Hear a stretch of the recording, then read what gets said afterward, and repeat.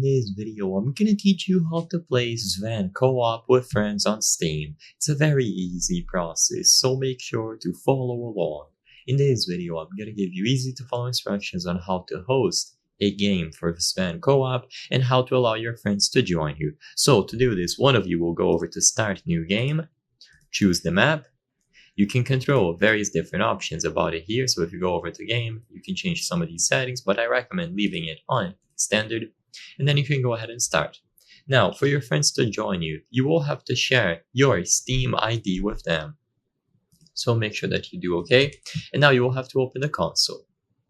So if you don't have the option to enable the console, go over to Options in Game, choose Keyboard, and you will be able to find which button you use to open the console over here. Usually it is the button to the left of one to open it, so tilde.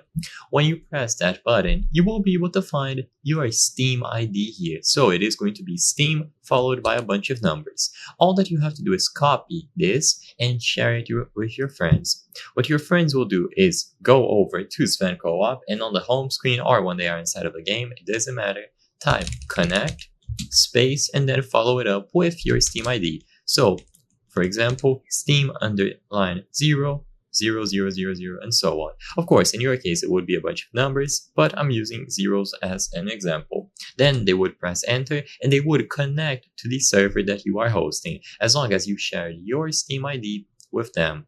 So all that you have to do is choose the option to start a new game and open the console to see your Steam ID.